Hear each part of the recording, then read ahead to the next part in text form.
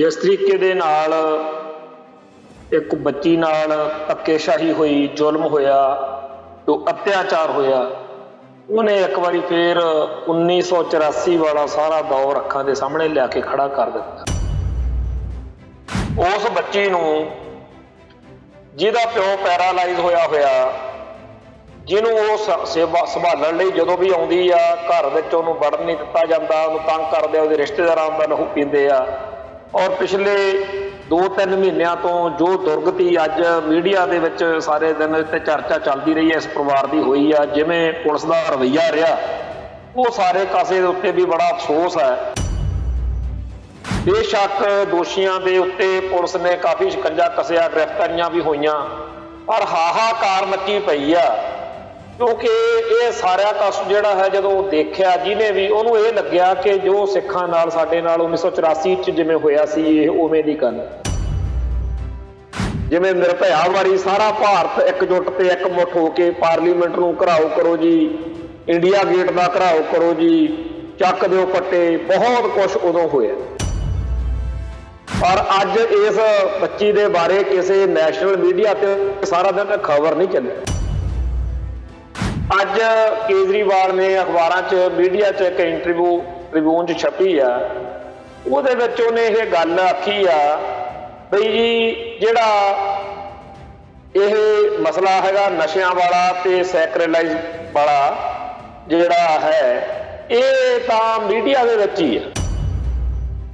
उत्थे कहंदा सानूं लोक जिहड़े आ ਉਹ सिक्ख्या बारे, बिजली बारे ते सेहत बारे ते इहो ਜਿਹੇ मसलिਆਂ बारे गल करते आ ते असीं दिल्ली वाला मॉडल इत्थे लैके आवांगे। चंडीगढ़ पंजाब नूं देण दी गल होवे, चाहे पंजाब दे पानी लुट्टे जाण दी गल होवे, पंजाब दे बिजलई सोमे लुट्टे जाण दी गल होवे, पंजाबी बोलदे इलाके जिहड़े आ ਉਹ ਖੋਹ ਲੈਣ ਦੀ गल होवे, इन्हां मसलिਆਂ तो उत्ते होर बड़ा कुछ है जिहड़ा भारतीय हुकूमती सिस्टम ने सिर्फ इस करके कि इत्थे पंथ वसदा पंजाब नूं उजाड़ना है। बेइंसाफी इह तों वड्डी की होऊगी भी जेकर इस केजरीवाल के सामने किशोरी लाल वर्गे का केस आ जाता, हुण नूं उहने बरी हो जा, उहनूं राम नाल घर नूं तोड़ देना सी। पर दविंदरपाल भुल्लर के मसले उत्ते क्योंकि वह सिख वा, उदों केजरीवाल का ते सारियां दा रवैया होर। टीवी 84 उत्ते प्रोग्राम खबर दी खबर देख रहे सारे दर्शकों नूं मैं सरबजीत सिंह घुमान फतेह अर्ज करदा जी। वाहिगुरू जी का खालसा, वाहिगुरू जी की फतेह। अज सोशल मीडिया दे उत्ते ये खबर घुम रही आ कि दिल्ली दे विच जिस तरीके दे नाल एक बच्ची नाल धक्केशाही हुई, जुल्म होया, तो अत्याचार होया, उन्हें एक बारी फिर 1984 वाला सारा दौर अखां दे सामने लिया के खड़ा कर दिता। ये जिहड़ा वाकया होया जिहदी आपां गल कर रहे हैं, वो बेशक एक परिवारक जिहा मसला लगदा होवे किसे नूं कि ठीक आ जी, एक तरफा प्यार एक मुंडा करदा सी, प्यार भी काहदा एक तरफा खिच सी ओनूं, ते ओहदे विच ਉਹ ਬੰਦਾ ਉਹ ਮੁੰਡਾ ਜਿਹਦਾ ਪਰਿਵਾਰ ਬਿਲਕੁਲ ਹੀ ਗਲਤ ਕੰਮਾਂ 'ਚ ਲਿਪਤਾ, ਮਾੜੇ ਕੰਮ ਕਰਦਾ ਹੈ, ਤੇ ਉਸ ਪਰਿਵਾਰ ਨੇ ਇਹ ਦੇਖ ਕੇ ਕਿ ਸਾਡਾ ਮੁੰਡਾ ਜਿਹੜਾ ਹੈਗਾ ਉਹ ਖੁਦਕੁਸ਼ੀ ਕਰ ਗਿਆ, ਰੀਲ ਹੇਠਾਂ ਆ ਗਿਆ, ਇਸ ਪਰਿਵਾਰ ਨੂੰ ਨਿਸ਼ਾਨਾ ਬਣਾ ਲਿਆ, ਕੁੜੀ ਵਾਲਿਆਂ ਦਾ ਜਿਉਣਾ ਦੁੱਭਰ ਕੀਤਾ ਪਿਆ।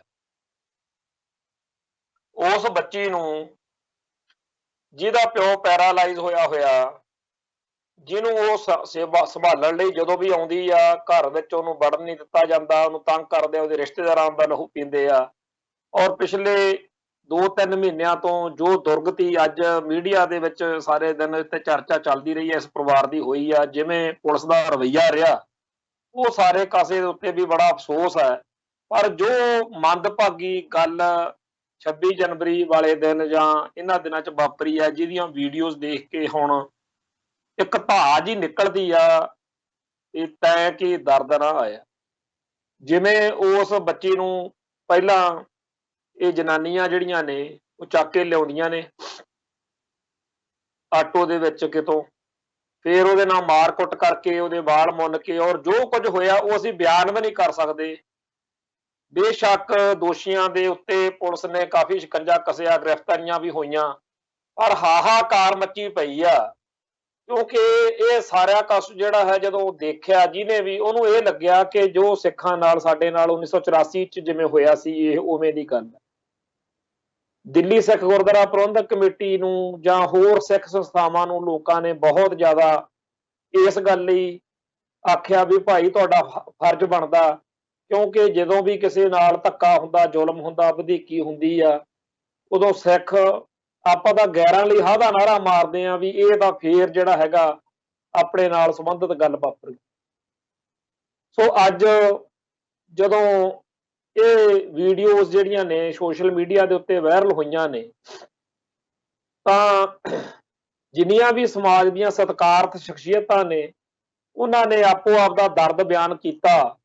ਤੇ ਜਿਹੜੀ ਗੱਲ ਬਾਰ-ਬਾਰ ਉੱਭਰੀ, ਕਿਉਂਕਿ ਵੋਟਾਂ ਦਾ ਟਾਈਮ ਆ, ਉਹ ਸੀਗੀ ਕਿ ਕੇਜਰੀਵਾਲ ਨੇ ਪਿੱਛੇ ਜੇ ਇਹ ਗੱਲ ਆਖੀ ਵੀ ਪੰਜਾਬ ਦਿੱਲੀ ਦੇ ਵਿੱਚ ਜਿਹੜਾ ਸ਼ੀਲਾ ਦੀਕਸ਼ਤ ਆ ਵੀ ਉਹ ਇੱਥੇ ਹੋਣ ਵਾਲੀ ਹਰ ਜਿਹੜੀ ਬਲਾਤਕਾਰ ਦੀ ਘਟਨਾ ਉਹਦੇ ਲਈ ਜ਼ਿੰਮੇਵਾਰ ਆ।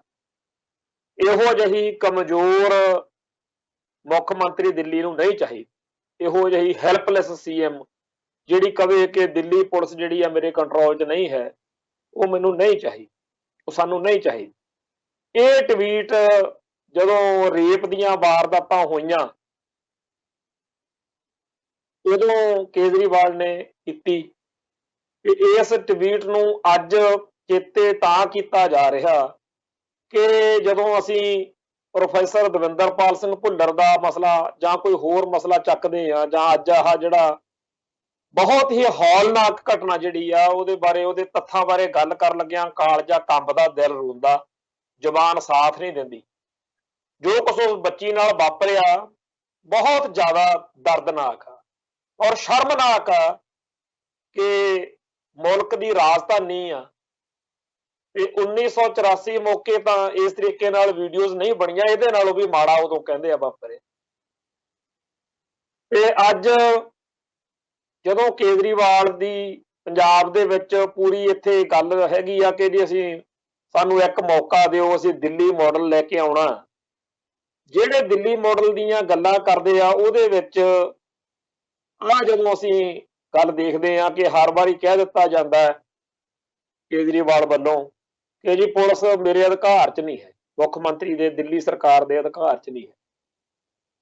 ਫਿਰ ਦਿੱਲੀ ਸਰਕਾਰ ਦੇ ਜੇ ਅਧਿਕਾਰ 'ਚ ਨਹੀਂ ਹੈ ਭਾਈ, ਫਿਰ ਸ਼ੀਲਾ ਦੀਕਸ਼ਤ ਮੌਕੇ ਵੀ ਇਹ ਗੱਲ ਸੀਗੀ ਤੇ ਫਿਰ ਤੁਹਾਨੂੰ ਹੁਣ ਰਾਜ ਕਰਦਿਆਂ ਨੂੰ ਇੰਨਾ ਟਾਈਮ ਹੋ ਗਿਆ, ਤੁਹਾਡੀ ਚੰਗੀ ਭਲੀ ਜਿਹੜੀ ਪਾਰਟੀ ਆ MP UMP ਵੀ ਬਣਾ ਗਏ ਹੋ, ਕਦੇ ਇਸ ਮੁੱਦੇ ਉੱਤੇ ਰੌਲਾ ਰੱਪਾ ਪਾਓ। ਕੋਈ ਵੱਡਾ, ਸਾਰੇ ਭਾਰਤ ਦੇ ਲੋਕ ਅੱਡ-ਅੱਡ ਸੂਬਿਆਂ ਦੇ ਦਿੱਲੀ ਜਾ ਕੇ ਵਸਦੇ ਆ ਤੇ ਹਰੇਕ ਸੂਬੇ ਦੇ ਲੋਕਾਂ ਨੂੰ ਇਸ ਗੱਲ ਦੀ ਪੀੜ ਹੋ ਸਕਦੀ ਆ ਵੀ ਕੱਲ ਕਲਾਂ ਨੂੰ ਸਾਡੇ ਸੂਬੇ ਦੇ ਲੋਕਾਂ ਨੂੰ ਦਿੱਲੀ ਵਿੱਚ ਜੇ ਕੋਈ ਸਮੱਸਿਆ ਆ ਜੇ, ਅਸੀਂ ਉਦੋਂ ਫਿਰ ਇਹ ਕਿਵੇਂ ਬਰਦਾਸ਼ਤ ਕਰਾਂਗੇ। ਤੇ ਜੇਕਰ ਦਿੱਲੀ ਦੀ ਜਿਹੜੀ ਪੁਲਿਸ ਵਾ ਉਹ ਦਿੱਲੀ ਦੇ ਮੁੱਖ ਮੰਤਰੀ ਦੇ ਅਧੀਨ ਹੋਵੇ ਤਾਂ ਹੋ ਸਕਦਾ ਉਹਦਾ ਸਾਨੂੰ ਕੋਈ ਫਾਇਦਾ ਹੋਵੇ, ਕਿਉਂਕਿ ਇਸ ਵੇਲੇ ਤਾਂ ਇਹ ਮੁੱਖ ਮੰਤਰੀ ਸਾਫ਼ ਬਚ ਜਾਂਦਾ ਦਿੱਲੀ ਦਾ ਕਿ ਮੇਰੇ ਤਾਂ ਅਧਿਕਾਰ 'ਚ ਨਹੀਂ ਹੈ ਗੱਲ।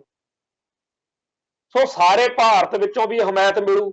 ਇਹ ਸਾਰੇ ਵੱਖ-ਵੱਖ ਮੁਲਕਾਂ ਦੇ ਵਿੱਚ ਜਿਹੜੇ ਭਾਰਤ ਤੋਂ ਆਉਂਦੇ ਆ ਲੋਕ, ਜਿਹੜੇ ਬਾਹਰਲੇ ਸੂਬਿਆਂ ਦੀ ਗੱਲ ਆ ਉਹ ਇੱਕ ਵੱਖਰੀ ਆ, ਜਿਹੜੇ ਬਾਹਰਲੇ ਮੁਲਕ ਨੇ ਉਹ ਵੀ ਜਦੋਂ ਦਿੱਲੀ ਆਉਂਦੇ ਹੋਣ ਉਹਨਾਂ ਨੂੰ ਵੀ ਇਹ ਗੱਲ ਚੰਗੀ ਲੱਗੂਗੀ ਕਿ ਇੱਥੋਂ ਦੇ ਪੁਲਿਸ ਵਾਲੇ ਆ ਜਿਹੜੇ ਉਹ ਦਿੱਲੀ ਦੇ ਮੁੱਖ ਮੰਤਰੀ ਦੇ ਅਧੀਨ ਹੋਣੇ ਚਾਹੀਦੇ ਆ।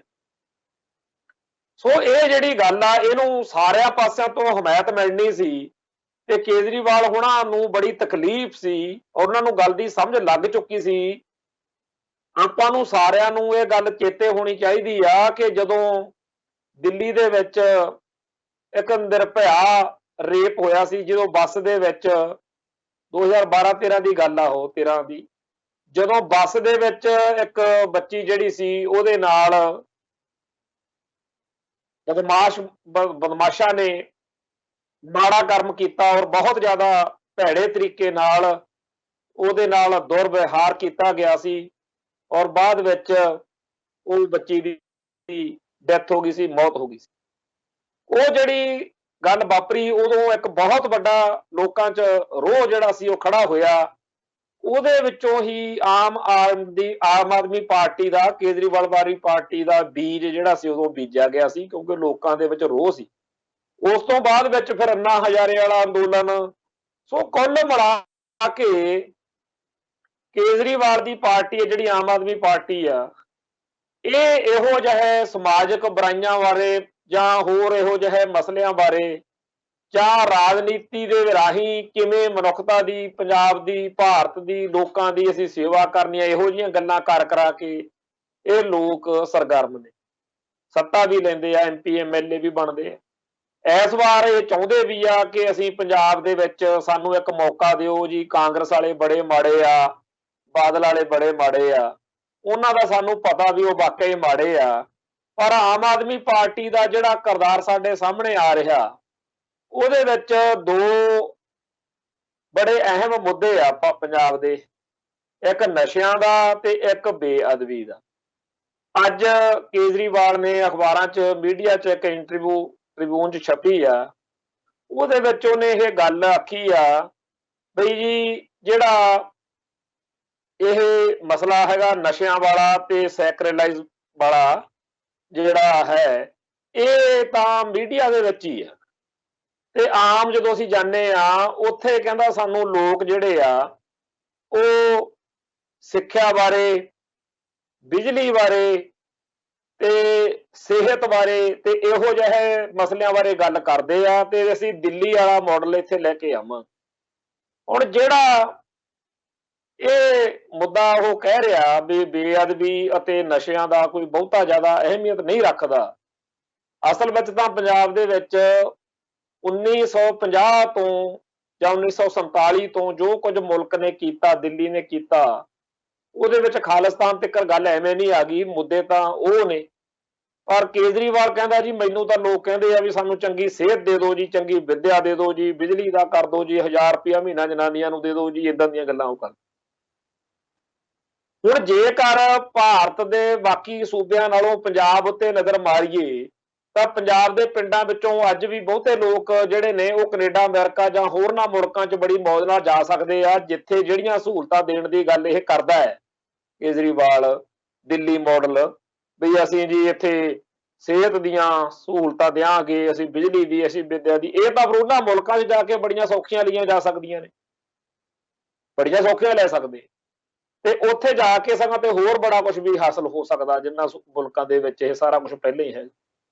ਪਰ ਜਿਹੜਾ ਪੰਜਾਬ ਦੀ ਰੂਹ ਨਾਲ ਜੁੜਿਆ ਹੈ ਮਸਲਾ, ਉਹ ਪੰਥ ਦਾ ਦਰਦ ਵਾ।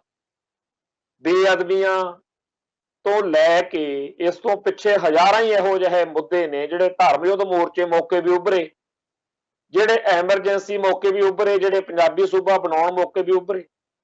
ਚੰਡੀਗੜ੍ਹ ਪੰਜਾਬ ਨੂੰ ਦੇਣ ਦੀ ਗੱਲ ਹੋਵੇ, ਚਾਹੇ ਪੰਜਾਬ ਦੇ ਪਾਣੀ ਲੁੱਟੇ ਜਾਣ ਦੀ ਗੱਲ ਹੋਵੇ, ਪੰਜਾਬ ਦੇ ਬਿਜਲਈ ਸੋਮੇ ਲੁੱਟੇ ਜਾਣ ਦੀ ਗੱਲ ਹੋਵੇ, ਪੰਜਾਬੀ ਬੋਲਦੇ ਇਲਾਕੇ ਜਿਹੜੇ ਆ ਉਹ ਖੋਹ ਲੈਣ ਦੀ ਗੱਲ ਹੋਵੇ, ਇਹਨਾਂ ਮਸਲਿਆਂ ਤੋਂ ਉੱਤੇ ਹੋਰ ਬੜਾ ਕੁਛ ਆ ਜਿਹੜਾ ਭਾਰਤੀ ਹਕੂਮਤੀ ਸਿਸਟਮ ਨੇ ਸਿਰਫ ਇਸ ਕਰਕੇ ਕਿ ਇੱਥੇ ਪੰਥ ਵਸਦਾ, ਪੰਜਾਬ ਨੂੰ ਉਜਾੜਨਾ, ਪੰਜਾਬ ਦਾ ਉਜਾੜਾ ਕਰਨਾ, ਪੰਜਾਬ ਦਾ ਕਬਾੜਾ ਕਰਨਾ। ਤੇ ਇਸ ਗੱਲ ਲਈ ਜਦੋਂ ਪੰਜਾਬ ਦੇ ਹੱਕਾਂ ਹਿੱਤਾਂ ਲਈ ਲੋਕਾਂ ਨੇ ਜਦੋਂ ਵੀ ਸੰਘਰਸ਼ ਕੀਤਾ ਹੈ, ਉਦੋਂ ਲੋਕਾਂ ਤੇ ਜ਼ੁਲਮ ਹੋਇਆ। ਖਾਸ ਤੌਰ ਤੇ 1984 ਵਿੱਚ ਜੋ ਵਾਪਰਿਆ ਉਹ ਤਾਂ ਸਾਰਿਆਂ ਦੇ ਸਾਹਮਣੇ ਹੀ ਹੈ। ਤੇ ਉਸ ਤੋਂ ਬਾਅਦ ਵਿੱਚ ਪੂਰੀ ਖੁੱਲ੍ਹ ਦੇ ਦਿੱਤੀ ਗਈ ਕਿ ਜਿੱਥੇ ਵੀ ਸਿੱਖ ਜਿਹੜੇ ਸਰਗਰਮ ਨੇ ਇਹ ਮਿਲਦੇ ਆ, ਇਹਨਾਂ ਦਾ ਕਤਲ ਕਰੋ, ਮਾਰ ਦਿਓ। ਤਾਂ ਉਸ ਮਾਹੌਲ ਦੇ ਵਿੱਚ ਬਹੁਤ ਜ਼ੁਲਮ ਹੋਏ। ਅੱਜ ਤੱਕ ਅਸੀਂ ਕਲਪ ਰਹੇ ਹਾਂ ਕਿ ਬੇਇਨਸਾਫੀਆਂ ਇਹ ਤੋਂ ਵੱਡੀ ਕੀ ਹੋਊਗੀ ਵੀ ਜੇਕਰ ਇਸ ਕੇਜਰੀਵਾਲ ਦੇ ਸਾਹਮਣੇ ਕਿਸ਼ੋਰੀ ਲਾਲ ਵਰਗੇ ਦਾ ਕੇਸ ਆ ਜਾਂਦਾ ਨਾ, ਹੁਣ ਨੂੰ ਉਹਨੇ ਬਰੀ ਹੋ ਜਾ, ਉਹਨੂੰ ਆਰਾਮ ਨਾਲ ਘਰ ਨੂੰ ਤੋੜ ਦੇਣਾ ਸੀ। ਪਰ ਦਵਿੰਦਰਪਾਲ ਭੁੱਲਰ ਦੇ ਮਸਲੇ ਉੱਤੇ ਕਿਉਂਕਿ ਉਹ ਸਿੱਖ ਵਾ, ਉਦੋਂ ਕੇਜਰੀਵਾਲ ਦਾ ਤੇ ਸਾਰਿਆਂ ਦਾ ਰਵੱਈਆ ਹੋਰ। ਇਹ ਇਕੱਲੇ ਇਹ ਕੇਜਰੀਵਾਲ ਦੀ ਗੱਲ ਨਹੀਂ, ਇਹ ਸਾਰੇ ਮੁਲਕ ਦਾ ਹੀ ਇਸ ਤਰ੍ਹਾਂ ਦਾ ਸਿਸਟਮ ਆ। ਅੱਜ ਇੱਕ ਅਦਾਲਤ ਵਿੱਚ ਫੈਸਲਾ ਹੋਇਆ, CBI ਅਦਾਲਤ ਦਾ ਮੋਹਾਲੀ ਦਾ ਫੈਸਲਾ, ਉੱਥੇ ਇੱਕ ਸਾਬਕਾ ਥਾਣੇਦਾਰ ਆ ਇੰਸਪੈਕਟਰ ਮੇਜਰ ਸਿੰਘ, 30 ਸਾਲ ਪੁਰਾਣੇ ਮਾਮਲੇ ਵਿੱਚ ਜਿਹਦੇ ਚ ਉਹਨੇ ਅਗਵਾ ਨਜਾਇਜ਼ ਹਿਰਾਸਤ, ਫਿਰ ਲਾਪਤਾ ਕਰਦਾ, ਗਾਇਬ ਕਰ ਦਿੱਤਾ ਬੰਦਾ, ਉਹਦੇ ਚ ਉਹਨੂੰ 10 ਸਾਲ ਦੀ ਸਜ਼ਾ ਤੇ ਇੱਕ ਹੋਰ ਦੂਜੀ ਧਾਰਾ ਚ 3 ਸਾਲ ਦੀ ਸਜ਼ਾ ਮਤਲਬ ਹੋਈ ਆ। ਜਿਹੜਾ ਉਹਨੇ ਇੱਕ ਬਿਜਲੀ ਬੋਰਡ ਦਾ ਮੁਲਾਜ਼ਮ ਸੀ ਸੰਤੋਖ ਸਿੰਘ, ਉਹਨੂੰ 31/7/1991 ਨੂੰ ਇੰਸਪੈਕਟਰ ਮੇਜਰ ਸਿੰਘ ਦੀ ਪੁਲਿਸ ਪਾਰਟੀ ਨੇ ਚੱਕ ਲਿਆਂਦਾ ਤੇ ਉਹਦਾ ਪਿੰਡ ਜਸਪਾਲ ਵਾ, ਤਹਿਸੀਲ ਬਾਬਾ ਬਕਾਲਾ, ਅੰਮ੍ਰਿਤਸਰ। ਉੱਥੇ ਉਹਦੇ ਪਰਿਵਾਰ ਦੇ ਸਾਹਮਣੇ ਉਹਨੂੰ ਚੱਕ ਕੇ ਲੈ ਗਏ ਆ ਤੇ ਥਾਣਾ ਸਦਰ ਤਰਨਤਾਰਨ ਦੇ ਵਿੱਚ ਲਿਆ ਕੇ ਇੱਥੇ ਉਹਨੂੰ ਪਰਿਵਾਰ ਵਾਲੇ ਮਿਲਦੇ ਗਿਲਦੇ ਵੀ ਰਹੇ ਆ, ਪਰ ਬਾਅਦ ਵਿੱਚ ਗਾਇਬ ਕਰ ਦਿੱਤਾ ਸੀਗਾ।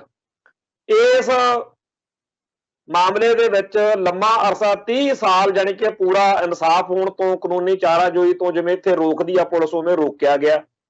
ਅਖੀਰ ਅੱਜ ਇਸ ਕੇਸ ਦਾ ਫੈਸਲਾ ਹੋਇਆ ਜਿਹਦੇ ਵਿੱਚ ਉਹਨੂੰ 10 ਸਾਲ ਸਜ਼ਾ ਜਿਹੜੀ ਆ ਉਹ ਕਰਾਈ। ਹੁਣ 10 ਸਾਲ ਸਜ਼ਾ ਕਰਾਉਣ ਤੋਂ ਬਾਅਦ ਪਰਿਵਾਰ ਜਿਹੜਾ ਹੈ ਉਹ ਸੁਰਖਰੂ ਨਹੀਂ ਹੋ ਗਿਆ। ਇੱਕ ਤਾਂ 30 ਸਾਲ ਪਹਿਲਾਂ ਉਹ ਲੜਾਈ ਲੜ ਕੇ ਆਪਦੇ ਪੁੱਤ ਦੇ, ਆਪਦੇ ਪਰਿਵਾਰ ਦੇ ਮੈਂਬਰ ਲਈ ਇਨਸਾਫ ਦੀ ਲੜਾਈ ਲੜੀ, ਥੱਕ ਗਏ, ਹੰਭ ਗਏ, ਤੇ ਹੁਣ ਇਹ ਗਰੰਟੀ ਆ ਵੀ 2 4 6 ਮਹੀਨਿਆਂ ਨੂੰ, ਸਾਲ ਨੂੰ ਇਸ ਥਾਣੇਦਾਰ ਮੇਜਰ ਸਿੰਘ ਨੂੰ ਅਸੈਂਬਲੀ ਰਾਹੀਂ ਜਾਂ ਕਿਸੇ ਹੋਰ ਢੰਗ ਤਰੀਕੇ ਰਾਹੀਂ ਅਦਾਲਤ ਦੇ ਫੈਸਲੇ ਦੇ ਉਲਟ ਇਹਨੂੰ ਬਾਹਰ ਕੱਢ ਦੇਣਾ, ਇਹਨੂੰ ਆਰਾਮ ਨਾਲ ਘਰ ਨੂੰ ਤੋੜ ਦੇਣਾ। ਇਹ ਗੱਲ ਕੱਲੀ ਇਸ ਕੇਸ ਵਿੱਚ ਨਹੀਂ, ਜਿੰਨੇ ਵੀ ਬੁੱਚੜ ਪੁਲਸੀਆਂ ਨੇ ਜ਼ੁਲਮ ਕੀਤੇ ਆ, ਤੇ ਜਦੋਂ ਉਹਨਾਂ ਦੇ ਪਰਿਵਾਰਾਂ ਨੇ ਪੂਰੀ ਜੱਦੋ ਜਹਿਦ ਤੋਂ ਬਾਅਦ, ਪੂਰੀ ਲੜਾਈ ਲੜਨ ਤੋਂ ਬਾਅਦ ਉਹਨਾਂ ਜ਼ਾਲਮ ਅਫਸਰਾਂ ਨੂੰ ਸਜ਼ਾਵਾਂ ਕਰਵਾਤੀਆਂ, ਤਾਂ ਚਾਹੇ ਉਹ ਰਾਜ ਕੈਪਟਨ ਦਾ, ਚਾਹੇ ਉਹ ਬਾਦਲ ਦਾ, ਚਾਹੇ ਕੋਈ ਹੋਰ ਹੈ, ਉਹਨਾਂ ਨੇ ਫਿਰ ਉਹਨਾਂ ਬੁੱਚੜ ਤੇ ਜ਼ਾਲਮ ਪੁਲਸੀਆਂ ਨੂੰ ਛੇਤੀ ਦੇਣੇ ਬਾਹਰ ਕਢਵਾਤਾ ਜੇਲ੍ਹ ਤੋਂ, ਗਵਰਨਰ ਰਾਹੀਂ, ਰਾਸ਼ਟਰਪਤੀ ਰਾਹੀਂ, ਜਿਹਨੂੰ ਮਰਜ਼ੀ ਮਿਲਣਾ ਪਵੇ, ਅਸੈਂਬਲੀ ਰਾਹੀਂ, ਪਾਰਲੀਮੈਂਟ ਰਾਹੀਂ। ਕਾਨੂੰਨ 'ਚ ਚੋਰ ਮੋਰੀਆਂ ਬਥੇਰੀਆਂ ਨੇ। ਹੁਣ ਜਿਵੇਂ ਉਹ ਸਾਧਵੀ ਪ੍ਰਗਿਆ ਵਰਗਿਆਂ ਨੂੰ ਤੇ ਕਰਨਲ ਪ੍ਰੋਹਿਤ ਵਰਗਿਆਂ ਨੂੰ ਮਿੰਟੋ ਮਿੰਟੀ ਕਢਵਾ ਲੈਂਦੇ ਆ, ਉਵੇਂ ਹੀ ਬੁੱਚੜ ਤੇ ਜ਼ਾਲਮ ਪੁਲਸੀਆਂ ਨੂੰ ਇਹ ਕਢਵਾ ਦਿੰਦੇ ਆ ਜਿਹੜੇ ਪੰਜਾਬ ਦੇ ਸਿਆਸਤਦਾਨ ਨੇ।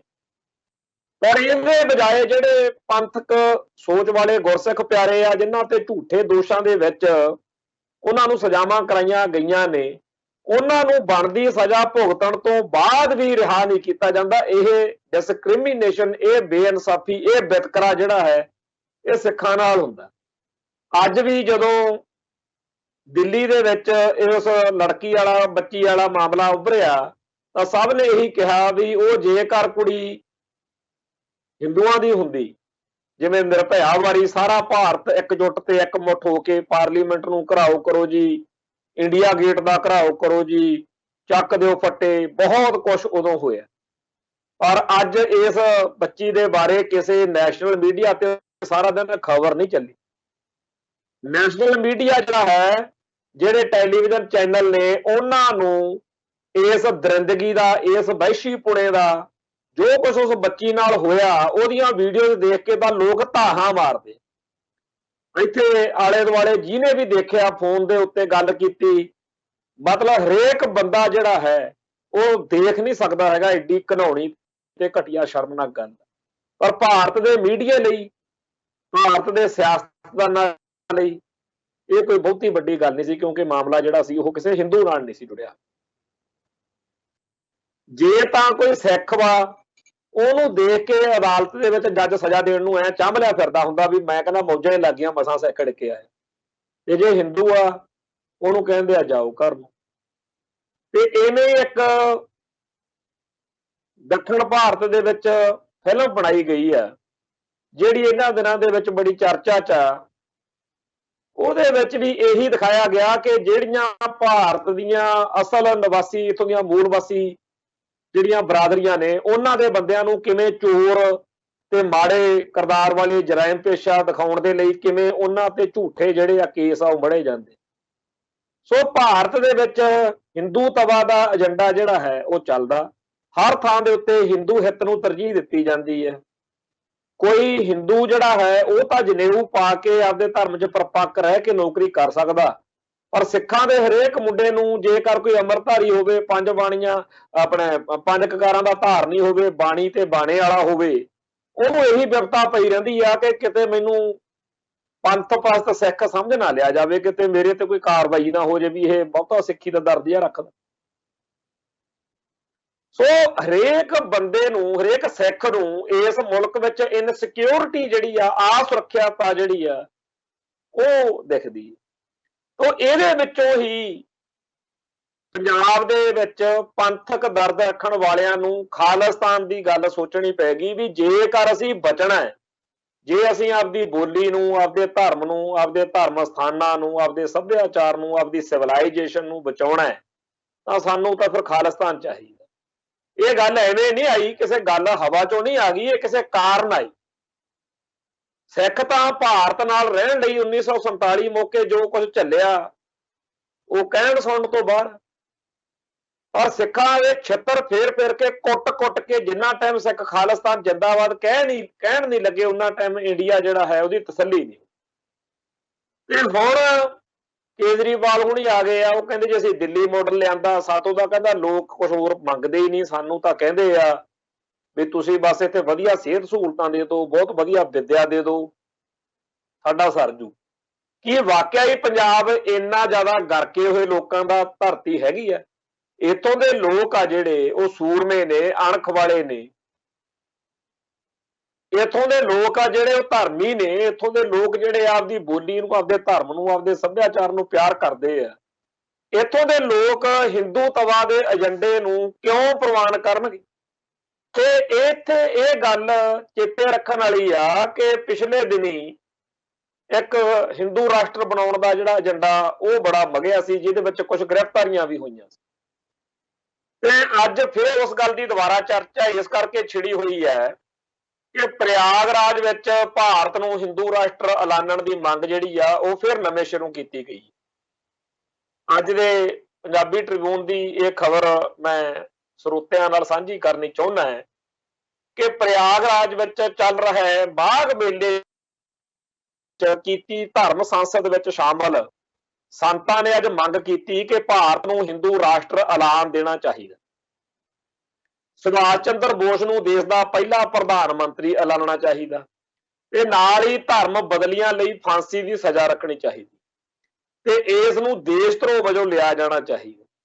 ਸੰਤਾਂ ਨੇ ਨਾਲ ਹੀ ਇਹ ਕਿਹਾ ਕਿ ਦੇਸ਼ ਭਗਤ ਮੁਸਲਮਾਨ ਪਰਿਵਾਰ ਦਾ ਹਿੱਸਾ ਹਨ ਤੇ ਉਹਨਾਂ ਦੀ ਘਰ ਵਾਪਸੀ ਮੁਹਿੰਮ ਤੇਜ਼ ਕਰਨ ਬਾਰੇ ਜਿਹੜਾ ਫੈਸਲਾ ਲਿਆ ਗਿਆ ਉਹ ਜਾਰੀ ਰਹੇਗਾ। ਮਤਲਬ ਦੇਸ਼ ਭਗਤ ਮੁਸਲਮ ਪਰਿਵਾਰ ਆ ਜਿਹੜੇ, ਮਤਲਬ ਜਿਹੜੇ ਭਾਰਤ ਪੱਖੀ ਆ ਜਿਹੜੇ, ਉਹਨਾਂ ਨੂੰ ਅਸੀਂ ਕਹਿੰਦੇ ਦੁਬਾਰਾ ਹਿੰਦੂ ਬਣਾ ਲੈਣ। ਇਸ ਸਮਾਗਮ ਦੇ ਮੁੱਖ ਮਹਿਮਾਨ ਸਮੇਰੂ ਪੀਠਾਧੀਸ਼ਵਰ ਦੇ ਜਗਤ ਗੁਰੂ ਸਵਾਮੀ ਨਰਿੰਦਰਨੰਦ ਸਰਸਵਤੀ ਹਨ। ਉਹਨਾਂ ਕਿਹਾ ਕਿ ਸਰਕਾਰ ਸ਼ਾਇਦ ਭਾਰਤ ਨੂੰ ਹਿੰਦੂ ਰਾਸ਼ਟਰ ਨਾ ਐਲਾਨੇ, ਪਰ ਸਾਰੇ ਹਿੰਦੂਆਂ ਨੂੰ ਹੁਣ ਮੁਲਕ ਨੂੰ ਹਿੰਦੂ ਰਾਸ਼ਟਰ ਐਲਾਨ ਦੇਣਾ ਚਾਹੀਦਾ, ਲਿਖਣਾ ਸ਼ੁਰੂ ਕਰ ਦੇਣਾ ਚਾਹੀਦਾ। ਇਸ ਤਰ੍ਹਾਂ ਕਰਕੇ ਸਰਕਾਰ ਨੂੰ ਦੇਸ਼ ਨੂੰ ਹਿੰਦੂ ਰਾਸ਼ਟਰ ਐਲਾਨਣ ਲਈ ਮਜਬੂਰ ਕੀਤਾ ਜਾ ਸਕਦਾ। ਉਹਨਾਂ ਕਿਹਾ ਇਸਲਾਮਿਕ ਜਿਹਾਦ ਮਨੁੱਖਤਾ ਤੇ ਸੰਸਾਰ ਲਈ ਵੱਡਾ ਖਤਰਾ ਹੈ। ਇਸ ਨੂੰ ਖਤਮ ਕਰਨ ਲਈ ਚੀਨ ਦੀ ਨੀਤੀ ਅਪਣਾਉਣੀ ਪਏਗੀ ਤੇ ਇਸ ਨੂੰ ਪਾਬੰਦੀਆਂ ਲਾ ਕੇ ਹੀ ਰੋਕਿਆ ਜਾ ਸਕਦਾ, ਜਿਵੇਂ ਚੀਨ ਨੇ ਕੀਤਾ। ਉਹਨਾਂ ਕਿਹਾ ਕਿ ਸਨਾਤਨੀ ਹਰੇਕ ਦੇ ਨਿਸ਼ਾਨੇ ਉੱਤੇ ਹਨ, ਇਸ ਲਈ ਇਹ ਜ਼ਰੂਰੀ ਹੈ ਕਿ ਪੂਰੇ ਦੇਸ਼ ਵਿੱਚ ਇੱਕੋ ਜਿਹੀ ਸਿੱਖਿਆ ਤੇ ਨਿਆਂ ਦਾ ਢਾਂਚਾ ਲਾਗੂ ਹੋਵੇ। ਉਹਨਾਂ ਕਿਹਾ, ਨਾਲ ਹੀ ਮੰਗ ਕੀਤੀ ਕਿ ਸਰਕਾਰ ਹਿੰਦੂ ਮੱਠਾਂ ਤੇ ਮੰਦਰਾਂ ਨੂੰ ਆਪਣੇ ਦਾਇਰੇ ਤੋਂ ਬਾਹਰ ਕਰੇ। ਨਰਿੰਦਰਨੰਦ ਸਰਸਵਤੀ ਨੇ ਕਿਹਾ ਕਿ ਜੇ ਮੱਠਾਂ ਤੇ ਮੰਦਰਾਂ ਨੂੰ ਸਰਕਾਰੀ ਕੰਟਰੋਲ 'ਚ ਰੱਖਣਾ ਹੈ ਤਾਂ ਫਿਰ ਮਸਜਿਦਾਂ ਤੇ ਗਿਰਜਾ ਘਰਾਂ ਨੂੰ ਵੀ ਸਰਕਾਰ ਆਪਣੇ ਦਾਇਰੇ ਵਿੱਚ ਲਿਆਵੇ। ਜਗਤ ਗੁਰੂ ਨੇ ਕਿਹਾ ਕਿ ਮੁਸਲਮਾਨ ਘੱਟ ਗਿਣਤੀ ਨਹੀਂ ਹਨ ਤੇ ਉਹਨਾਂ ਨੂੰ ਮਿਲਿਆ ਇਹ ਦਰਜਾ ਵਾਪਸ ਲੈਣ ਲਈ ਕਦਮ ਚੁੱਕਣੇ ਚਾਹੀਦੇ ਹਨ। ਉਹਨਾਂ ਨਾਲ ਹੀ ਕਿਹਾ ਕਿ ਭਗਤ ਸਿੰਘ, ਰਾਜਗੁਰੂ ਤੇ ਸੁਖਦੇਵ ਜਿਹੇ ਕ੍ਰਾਂਤੀਕਾਰੀਆਂ ਦੇ ਜੀਵਨ ਨੂੰ ਸਕੂਲਾਂ ਦੇ ਪਾਠਕ੍ਰਮ ਦਾ ਹਿੱਸਾ ਬਣਾਇਆ ਜਾਣਾ ਚਾਹੀਦਾ।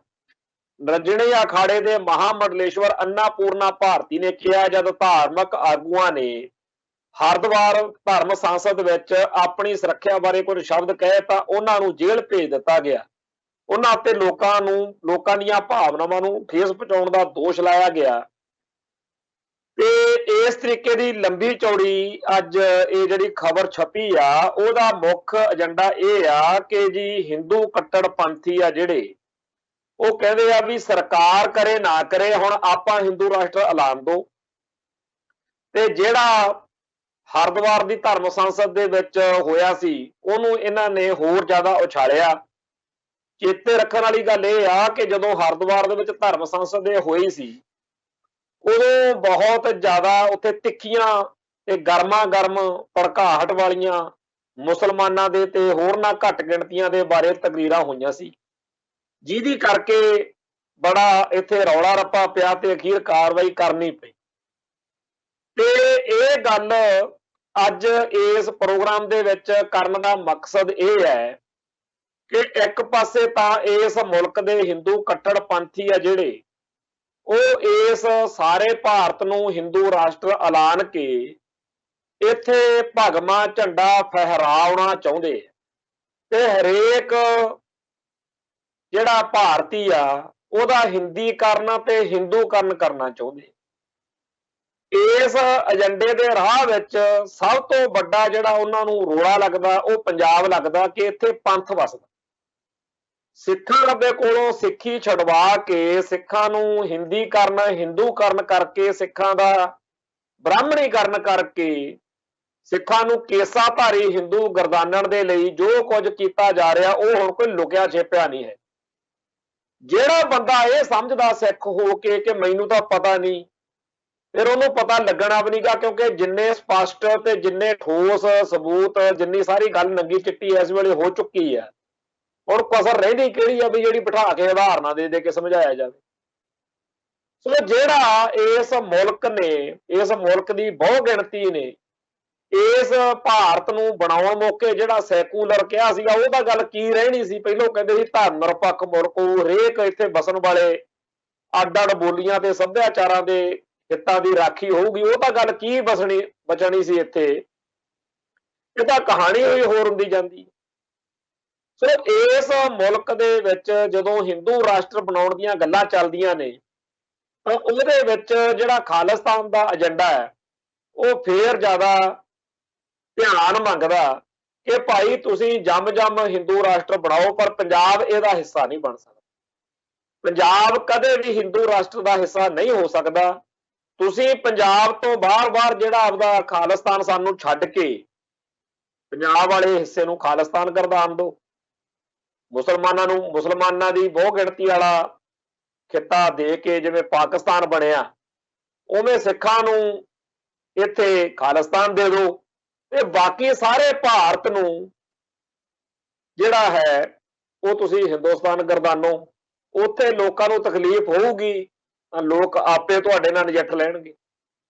ਮੈਂ ਇੱਥੇ ਇੱਕ ਗੱਲ ਕਰਨੀ ਚਾਹੁੰਦਾ ਕਿ ਕਿਸੇ ਵਿਦਵਾਨ ਦੀ ਕਿਤਾਬ ਪੜ੍ਹ ਰਿਹਾ ਸੀ, ਉਹਦੇ ਵਿੱਚ ਇਹ ਗੱਲ ਆਈ ਵੀ ਆਖਰ ਕੀ ਕਾਰਨ ਸੀ ਕਿ ਬਹੁਤ ਸਾਰੇ ਜਿਹੜੇ ਹਿੰਦੂ ਕਾਂਗਰਸੀ ਲੀਡਰ ਸੀ, ਉਹ 1947 ਤੋਂ ਪਹਿਲਾਂ ਪਾਕਿਸਤਾਨ ਲਈ ਸਹਿਮਤ ਹੋ ਗਏ। ਤਾਂ ਉਹਦਾ ਜਵਾਬ ਦਿੱਤਾ ਗਿਆ ਸੀ ਕਿ ਜੇ ਪਾਕਿਸਤਾਨ ਤੇ ਸਹਿਮਤੀ ਕਰਾਂਗੇ ਤਾਂਹੀਓ ਬਾਕੀ ਬਚਦੇ ਨੂੰ ਹਿੰਦੁਸਤਾਨ ਜਾਂ ਭਾਰਤ ਕਹਿ ਸਕਾਂਗੇ।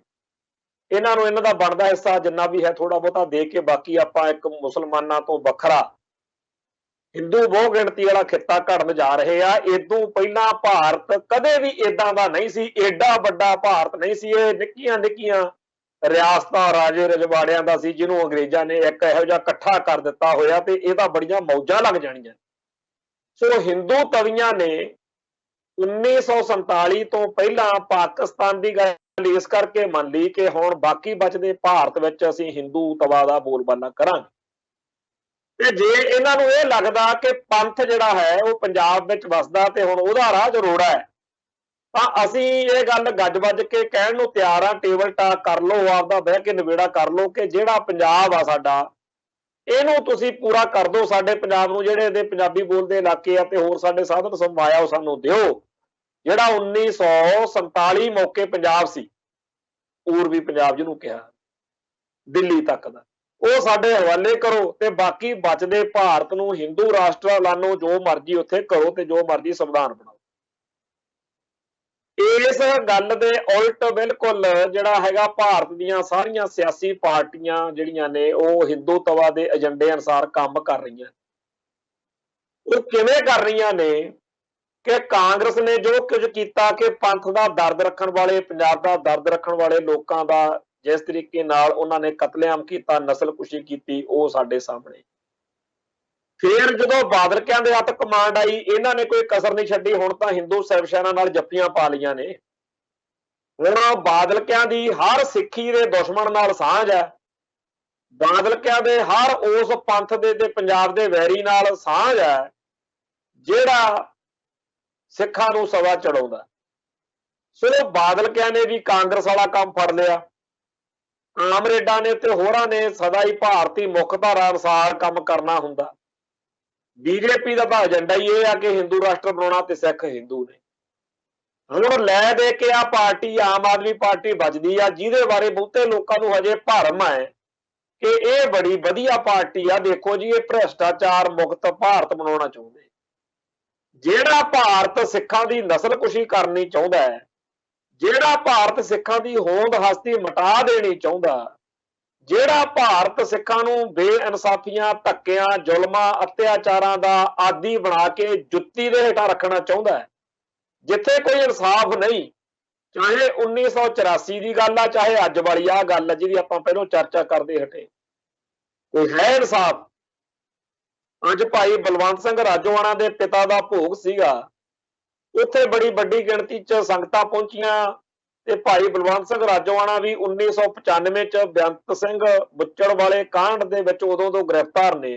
ਦਸੰਬਰ 95 'ਚ ਗ੍ਰਿਫਤਾਰੀ ਹੋਈ ਆ ਤੇ ਅੱਜ 26 ਸਾਲਾਂ ਬਾਅਦ ਪਹਿਲੀ ਵਾਰ ਭਾਈ ਬਲਵੰਤ ਸਿੰਘ ਰਾਜੋਆਣਾ ਜਿਹੜੇ ਆ ਉਹ ਬਾਹਰ ਨਿਕਲੇ ਤੇ ਉਹਨਾਂ ਦੀ ਫਾਂਸੀ ਦੀ ਸਜ਼ਾ ਉਮਰ ਕੈਦ 'ਚ ਬਦਲਣ ਵਾਲਾ ਸਰਕੂਲਰ ਜਾਂ ਨੋਟੀਫਿਕੇਸ਼ਨ ਜਿਹੜਾ ਸੀ ਉਹ 550 ਸਾਲਾਂ ਮੌਕੇ ਰਿਲੀਜ਼ ਹੋਇਆ ਸੀ, ਜਾਰੀ ਹੋਇਆ ਸੀ ਨਾ, ਆਪਾਂ ਨੂੰ ਪਤਾ, ਜਿਹਦੇ 'ਚ ਪ੍ਰੋਫੈਸਰ ਭੁੱਲਰ ਤੇ ਹੋਰ ਜਿਹੜੇ ਸੀ 8 ਕੈਦੀ, ਉਹਨਾਂ ਦਾ ਮਸਲਾ ਜਿਹੜਾ ਸੀਗਾ ਉਹ ਨਿਬੜਿਆ ਸੀ। ਉਹਨਾਂ ਵਿੱਚੋਂ 3 ਜਾਣਿਆਂ ਨੂੰ ਤਾਂ ਵੈਸੇ ਹੀ ਹੋ ਜਾਣਾ ਸੀ, ਉਦੋਂ ਉਹਨਾਂ ਦੀ ਤਾਂ ਸਜ਼ਾ ਪੂਰੀ ਹੋ ਚੁੱਕੀ ਸੀ। 3 ਜਾਣੇ ਆ ਚੁੱਕੇ ਆ ਤੇ ਪ੍ਰੋਫੈਸਰ ਭੁੱਲਰ ਤੇ ਭਾਈ ਗੁਰਦੀਪ ਸਿੰਘ ਜੱਲੂਪੁਰ ਖੇੜਾ, ਜਿਹੜਾ ਕਰਨਾਟਕਾ ਦਾ ਕੇਸ ਆ, ਇਹਨਾਂ ਦਾ ਕੁਝ ਬਣਿਆ ਨਹੀਂ ਤੇ ਜਿਹੜੇ ਰੋੜੇ ਅਟਕਾਉਣ ਵਾਲੇ ਆ ਉਹਨਾਂ ਨੇ ਭਾਈ ਬਲਵੰਤ ਸਿੰਘ ਰਾਜੋਆਣੇ ਦੀ ਵੀ ਰਿਹਾਈ ਜਿਹੜੀ ਆ ਜਾਂ ਫਾਂਸੀ ਤੋਂ ਉਮਰ ਕੈਦ ਵਾਲੀ ਗੱਲ ਆ ਉਹਦੇ 'ਚ ਅਟਕਾਏ ਹੋਏ। ਇਸ ਭਾਰਤੀ ਹਕੂਮਤੀ ਸਿਸਟਮ ਨੇ ਪੈਰ ਪੈਰ ਤੇ ਸਿੱਖਾਂ ਨੂੰ ਜਲੀਲ ਕੀਤਾ, ਸਿੱਖਾਂ ਨੂੰ ਉਹਨਾਂ ਟਾਈਮ ਤੰਗ ਕੀਤਾ ਜਦੋਂ ਤੱਕ ਸਿੱਖ ਖਾਲਿਸਤਾਨ ਜਿੰਦਾਬਾਦ ਨਹੀਂ ਕਹਿਣ ਲੱਗ। ਹੁਣ ਜਦੋਂ ਅਸੀਂ ਖਾਲਿਸਤਾਨ ਦੇ ਨਾਂ ਤੇ ਇੰਨੀਆਂ ਮਾਰਾਂ ਖਾ ਚੁੱਕੇ ਆ, ਸਾਨੂੰ ਮਾਰਨ ਲਈ ਇਹ ਹਥਿਆਰ ਵਜੋਂ ਵੀ ਵਰਤਿਆ ਗਿਆ ਕਿ ਖਾਲਿਸਤਾਨ ਮੰਗਦੇ ਆ, ਜਿਹਨੂੰ ਮਰਜ਼ੀ ਚੱਕ ਕੇ ਅੰਦਰ ਮਾਰੋ ਖਾਲਿਸਤਾਨ ਮੰਗਦਾ, ਜਿਹਨੂੰ ਮਰਜ਼ੀ ਚੱਕ ਕੇ ਗੋਲੀ ਮਾਰ ਦਿਓ ਜੀ ਖਾਲਿਸਤਾਨ ਮੰਗਦਾ। ਇਹ ਸਾਰਾ ਕੁਝ ਸਾਨੂੰ ਇਸ ਗੱਲ ਲਈ ਮਜਬੂਰ ਕਰਦਾ ਹੈ ਕਿ ਅਸੀਂ ਫਿਰ ਜਦੋਂ ਇੰਨਾ ਜ਼ਿਆਦਾ ਘਾਣ ਕਰਵਾ ਹੀ ਲਿਆ ਤਾਂ ਫਿਰ ਸਾਡਾ ਹੱਕ ਬਣਦਾ ਹੈ ਕਿ ਸਾਨੂੰ ਸਾਡਾ ਵੱਖਰਾ ਖਿੱਤਾ ਦੇ ਦਿੱਤਾ ਜਾਵੇ। ਸੋ ਜਿਹੜੀ ਪ੍ਰਯਾਗਰਾਜ ਵਿੱਚ ਜਾਂ ਇਦੋਂ ਪਹਿਲਾਂ ਹਰਿਦੁਆਰ ਦੇ ਵਿੱਚ ਹਿੰਦੂ ਭਾਈਚਾਰੇ ਦੇ ਧਾਰਮਿਕ ਸੰਤਾਂ, ਮਹਾਪੁਰਸ਼ਾਂ ਨੇ ਇਹ ਗੱਲ ਕਹੀ ਹੈ, ਉਹਦੇ ਮੁਤਾਲਕ ਸਿੱਖ ਕੌਮ ਦਾ ਜਵਾਬ ਇਹੀ ਬਣਦਾ ਹੈ ਕਿ ਤੁਹਾਡੀ ਗੱਲ ਦਾ ਸਵਾਗਤ ਹੈ ਜੀ, ਬਹੁਤ ਵਧੀਆ, ਤੁਸੀਂ ਜੋ ਵੀ ਕੁਝ ਚਾਹੁੰਦੇ ਹੋ ਹਿੰਦੁਸਤਾਨ ਜਾਂ ਹਿੰਦੂ ਰਾਸ਼ਟਰ ਦਾ ਨਾਂ ਰੱਖ ਲਿਓ, ਪਰ ਸਾਡੀ ਗੱਲ ਮੰਨ ਲਓ ਕਿ ਪੰਜਾਬ ਜਿਹੜਾ ਹੈ ਉਹ ਇਸ ਹਿੰਦੂ ਰਾਸ਼ਟਰ ਦਾ ਹਿੱਸਾ ਨਹੀਂ ਬਣ ਸਕਦਾ। ਜਿਸ ਮੁਲਕ ਦੀ ਰਾਜਧਾਨੀ ਦੇ ਵਿੱਚ ਸਭ ਤੋਂ ਆਪਦੇ ਆਪ ਨੂੰ ਇਮਾਨਦਾਰ, ਸਾਫ਼ ਸੁਥਰਾ ਪ੍ਰਸ਼ਾਸਨ ਦੇਣ ਵਾਲਾ ਮੁੱਖ ਮੰਤਰੀ ਕੇਜਰੀਵਾਲ ਆ, ਜਿਹੜਾ ਉਹ ਬੇਵਸ ਤੇ ਲਾਚਾਰ ਆ। ਕਿਸੇ ਵੇਲੇ ਕਹਿੰਦਾ ਸੀ ਸ਼ੀਲਾ ਦੀਕਸ਼ਤ ਹਰੇਕ ਰੇਪ ਲਈ ਜ਼ਿੰਮੇਵਾਰ ਆ, ਅੱਜ ਉਹ ਕਹਿੰਦਾ ਜੀ ਮੈਂ ਪੁਲਿਸ ਦੇ ਸਾਹਮਣੇ ਕੁਝ ਕਰ ਹੀ ਨਹੀਂ ਸਕਦਾ। ਤੇ ਜੇ ਕੱਲ ਨੂੰ ਕੋਈ ਹੋਰ ਵੀ ਆ ਜਾਵੇ ਉਹ ਵੀ ਹੈਲਪਲੈਸ ਰਹਿਣ, ਇਹੋ ਜਿਹੇ ਸਿਸਟਮ ਤੋਂ ਕੜੀ ਲੈਣੀ ਹੈ ਕਿਸੇ ਨੇ। ਫਿਰ ਕੇਜਰੀਵਾਲ ਦੀ ਗੱਲ ਨਹੀਂ, ਇਸ ਮੁਲਕ ਦੇ ਹਰ ਇੱਕ ਸਿਆਸੀ ਪੁਰਜੇ ਦੀ ਗੱਲ ਆ, ਇਹ ਪੁਰਜੇ ਹੀ ਨੇ ਸਾਰੇ ਜਿਹੜੇ ਇਸ ਮਸ਼ੀਨ ਦਾ ਹਿੱਸਾ ਨੇ, ਕਿ ਇਹਨਾਂ ਚੋਂ ਕੋਈ ਹੈ ਜਿਹੜਾ ਇਸ ਗੱਲ ਦੀ ਗਾਰੰਟੀ ਦੇ ਸਕਦਾ ਹੋਵੇ ਕਿ ਭਾਰਤ ਵਿੱਚ ਸਿੱਖੋ ਰਹੋ ਤੇ ਤੁਹਾਡਾ ਧਰਮ, ਬੋਲੀ ਅਤੇ ਸੱਭਿਆਚਾਰ ਸਿਕਿਉਰ ਰਹਿਣਗੇ। ਲੇਟਾ ਇੱਥੇ ਤਾਂ ਇਹ ਹਾਲ ਹੋਇਆ ਪਿਆ ਕਿ ਹਰੇਕ ਸਿੱਖ ਨੂੰ ਡਰ ਪਿਆ ਹੋ ਰਹਿੰਦਾ ਹੈ ਕਿ ਕਿਤੇ ਮੈਨੂੰ ਪੰਥ ਪ੍ਰਸਤ ਨਾ ਸਮਝ ਲਿਆ ਜਾ। ਤੇ ਬੜੀ ਵੱਡੀ ਗਿਣਤੀ ਵਿੱਚ ਫੌਜ 'ਚ ਪੁਲਿਸ 'ਚ ਜਾਂ ਹੋਰ ਸਰਕਾਰੀ ਨੌਕਰੀ ਕਰਦੇ ਸਿੱਖਾਂ ਨੂੰ ਬਹੁਤ ਵੱਡਾ ਸੰਤਾਪ ਝੱਲਣਾ ਪਿਆ। ਪਰ ਇਹ ਜਿਹੜੇ ਦਰਦ ਨੇ, ਇਹ ਤਕਲੀਫਾਂ ਨੇ, ਇਹ ਜਿਹੜੀਆਂ ਗੱਲਾਂ ਨੇ, ਇਹ ਦੂਰ ਕਰਨ ਦੇਣ ਦੇ ਨਾਲ ਸਿੱਖਾਂ ਦਾ ਮਸਲਾ ਹੱਲ ਨਹੀਂ ਹੁੰਦਾ। ਸਿੱਖਾਂ ਦਾ ਮਸਲਾ ਖਾਲਿਸਤਾਨ ਬਣਨ ਨਾਲ ਹੱਲ ਹੁੰਦਾ। ਤੇ ਸਾਡੇ ਬਹੁਤ ਸਾਰੇ ਭਰਾ ਜਿਹੜੇ ਆ ਉਹ ਇਸ ਮੌਕੇ ਇਹ ਚਾਹੁੰਦੇ ਆ ਕਿ ਪੰਜਾਬ ਦੇ ਵਿੱਚ ਕੋਈ ਇਹੋ ਜਿਹੀ ਸਰਕਾਰ ਬਣੇ ਜਿਹੜੇ ਸਾਡੇ ਸਾਰੇ ਮਸਲੇ ਹੱਲ ਕਰ ਦੇਵੇ।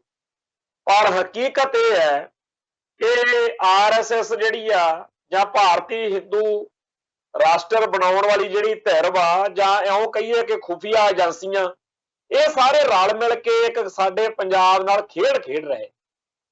ਆਪਾਂ ਬਾਦਲਕਿਆਂ ਤੋਂ, ਕਾਂਗਰਸੀਆਂ ਤੋਂ ਖਹਿੜਾ ਛੁਡਵਾਉਣ ਦੇ ਲਈ ਜਿਹੜੀ ਵੀ ਧਿਰ ਵੱਲ ਭੱਜਾਂਗੇ ਉਹ ਦਿੱਲੀ ਦੀ ਦਲਾਲ ਧਿਰ ਹੋਏਗੀ। ਤੇ ਸਾਨੂੰ 5 ਸਾਲ ਜਿਵੇਂ ਇੱਕ ਜੇਲਰ ਹੁੰਦਾ, ਉਹ ਜੇਲਰ ਜਿਹੜਾ ਹੈਗਾ ਸਾਡੇ ਸਾਹਮਣੇ ਖੜੇ ਆ ਵੀ ਇਹਨਾਂ ਤੋਂ ਦੱਸੋ ਤੁਸੀਂ ਕਿਹਨੂੰ ਜੇਲਰ ਚੁਣਨਾ। ਸ਼ਕਤੀਮਾਨ ਜਿਹੜਾ ਹੈ ਉਹੀ ਗੰਗਾਧਰ ਹੈ। ਇਹ ਸਾਡੇ ਲੋਕਾਂ ਨੂੰ ਸਮਝ ਲੱਗ ਨਹੀਂ ਰਹੀ। ਜਿਨ੍ਹਾਂ ਨੂੰ ਸਮਝ ਹੈ ਉਹ ਬੇਬਸ ਤੇ ਲਾਚਾਰ ਨੇ ਕਿ ਕਰੀਏ ਤਾਂ ਕਰੀਏ। ਸੋ ਇਸ ਇਲੈਕਸ਼ਨ ਦੇ ਦੌਰ ਵਿੱਚ ਜਦੋਂ ਦਿੱਲੀ ਦੇ ਵਿੱਚ ਇਸ ਹੌਲਨਾਕ, ਸ਼ਰਮਨਾਕ ਤੇ ਵਹਿਸ਼ੀਆਨਾ ਘਟਨਾ ਦੇ ਮੁਤਲਕ ਅੱਜ ਕੇਜਰੀਵਾਲ ਦੀ ਆਮ ਆਦਮੀ ਪਾਰਟੀ ਦੀ ਲੋਕਾਂ ਵੱਲੋਂ ਬਹੁਤ ਬੁਰੀ ਤਰ੍ਹਾਂ ਦੁਰਗਤੀ ਕੀਤੀ ਜਾ ਰਹੀ ਆ ਕਿ ਜਵਾਬ ਤਾਂ ਦੇ ਦਿਓ ਕਿ ਪੰਜਾਬ ਦੇ ਵਿੱਚ ਜੇ ਕੱਲ ਕਲਾਂ ਨੂੰ ਕੋਈ ਇਹੋ ਜਿਹਾ ਕਾਂਡ ਵਾਪਰ ਜਾਵੇ ਉਦੋਂ ਤੁਸੀਂ ਕੀ ਕਰੋਗੇ। ਅੱਜ ਦਿੱਲੀ ਦੇ ਵਿੱਚ ਤੁਸੀਂ ਉੱਥੇ ਇੱਕ ਧਰਨਾ ਮੁਜ਼ਾਹਰਾ ਦੇਣ ਜੋਗੇ ਵੀ ਨਹੀਂ ਹੈ। ਉਸ ਬੱਚੀ ਦੇ ਹੱਕ ਵਿੱਚ ਹਾਂ ਦਾ ਨਾਰਾ ਮਾਰਨ ਜੋਗੇ ਵੀ ਹੈ। ਟੈਲੀਵਿਜ਼ਨਾਂ ਦੇ ਚੈਨਲ ਜਿਹੜੇ ਨੇ ਉਹ ਸਾਰੇ ਖਾਮੋਸ਼ ਨੇ। ਤੇ ਜਿਹੜੇ ਭਾਰਤ ਦੇ ਸਾਰੇ ਸਿਆਸੀ ਲੀਡਰ ਆ ਇਹ ਦੜ ਬੱਟੀ ਬੈਠੇ ਆ ਸਾਰੇ ਮੁਲਕ ਦੇ ਵਿੱਚੋਂ ਉਸ ਬੱਚੀ ਦੇ ਹੱਕ ਵਿੱਚ ਬੋਲਣ ਲਈ। ਕਿਸੇ ਵੀ ਸਿਆਸੀ ਲੀਡਰ ਦਾ, ਕਿਸੇ ਚੈਨਲ ਦਾ ਹੀਆ ਨਹੀਂ ਪੈਂਦਾ, ਜ਼ੁਰਤ ਨਹੀਂ ਪੈਂਦੀ ਕਿ ਹਿੰਦੂਤਵਾ ਦੀਆਂ ਵੋਟਾਂ ਟੁੱਟ ਜਾਣਗੀਆਂ।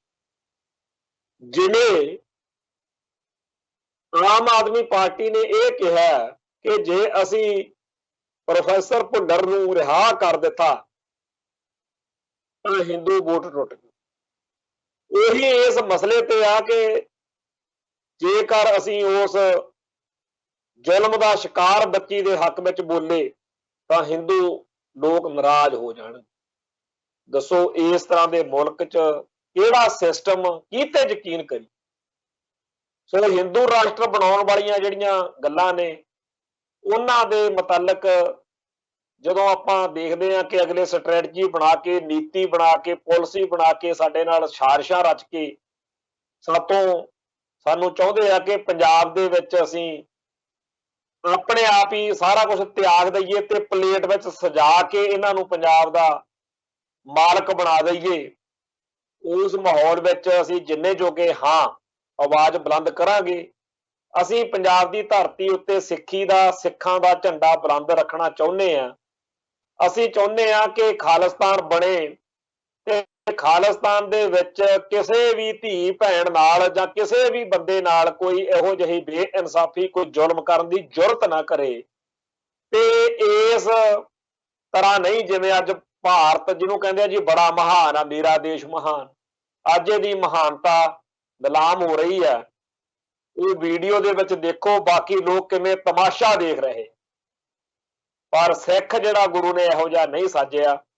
ਸਿੱਖ ਉੱਥੇ ਜ਼ੁਲਮ ਦੇ ਖਿਲਾਫ ਲੜਦਾ ਹੈ, ਮਰਦਾ, ਜੂਝਦਾ ਹੈ। ਪਰ ਇਸ ਸਿਸਟਮ ਨੇ ਲੋਕਾਂ ਨੂੰ ਜਿਹੋ ਜਿਹੇ ਬਣਾਇਆ ਉਹ ਉਸ ਵੀਡੀਓ 'ਚ ਦੇਖੋ। ਜਿਹੜਾ ਉਹ ਬੱਚੀ ਤੇ ਜ਼ੁਲਮ ਹੋਇਆ ਉਹਦੇ ਲਈ ਇਸ ਮੁਲਕ ਦਾ ਸਾਰਾ ਸਿਸਟਮ ਦੋਸ਼ੀ। ਜੋ ਉਹਨਾਂ ਮੁਜਰਮਾਂ ਦੀ ਏਡੀ ਵੱਡੀ ਹਿੰਮਤ ਪਈ ਵੀਡੀਓ ਬਣਾ ਕੇ ਅਪਲੋਡ ਕਰਨ ਦੀ, ਉਹਦੇ ਲਈ ਇਸ ਮੁਲਕ ਦਾ ਸਿਸਟਮ ਦੋਸ਼ੀ। ਤੇ ਇਸ ਮੁਲਕ ਦੇ ਉਹ ਲੋਕ ਜਿਹੜੇ ਤਮਾਸ਼ਾ ਦੇਖ ਰਹੇ ਨੇ, ਇਸ ਮੁਲਕ ਦੇ ਉਹ ਨਾਗਰਿਕ ਨੇ, ਸਨਮਾਨਿਤ ਸਿਟੀਜ਼ਨ, ਉਹ ਦੋਸ਼ੀ ਨੇ। ਇਹ ਮੁਲਕ ਦੋਸ਼ੀ ਆ ਉਹਨਾਂ ਸਾਰਿਆਂ ਦਾ ਜਿਨ੍ਹਾਂ ਨਾਲ ਬੇਇਨਸਾਫੀ ਹੋ ਰਹੀ ਆ, ਜਿਨ੍ਹਾਂ ਨਾਲ ਜ਼ੁਲਮ ਹੋ ਰਿਹਾ, ਜਿਨ੍ਹਾਂ ਨਾਲ ਅਤਿਆਚਾਰ ਹੋ ਰਿਹਾ। ਇਹਨੂੰ ਹਿੰਦੂ ਰਾਸ਼ਟਰ ਬਣਾਉਣਾ, ਇਹਨੂੰ ਕੀ ਬਣਾਉਣਾ ਇਹ ਤੁਸੀਂ ਜਾਣੋ, ਪਰ ਪੰਜਾਬ ਇਹੋ ਜਿਹਾ ਹੈ, ਪੰਥ ਇਹੋ ਜਿਹਾ ਹੈ, ਸਿਸਟਮ ਦਾ ਇਹੋ ਜਿਹਾ ਹੈ, ਮੁਲਕ ਦਾ ਹਿੱਸਾ ਨਹੀਂ ਬਣ ਸਕਦਾ। ਪੰਜਾਬ ਖਾਲਿਸਤਾਨ ਬਣੇਗਾ, ਹਿੰਦੂ ਰਾਸ਼ਟਰ ਤੁਹਾਨੂੰ ਮੁਬਾਰਕ ਹੋਵੇ। ਇੰਨੀਆਂ ਬੇਨਤੀਆਂ ਪ੍ਰਵਾਨ ਕਰਿਓ। ਕੱਲ ਫਿਰ ਮਿਲਾਂਗੇ। ਨਾਨਕ ਨਾਮ ਚੜ੍ਹਦੀ ਕਲਾ, ਤੇਰੇ ਭਾਣੇ ਸਰਬੱਤ ਦਾ ਭਲਾ। ਵਾਹਿਗੁਰੂ ਜੀ ਕਾ ਖਾਲਸਾ, ਵਾਹਿਗੁਰੂ ਜੀ ਕੀ ਫਤਿਹ।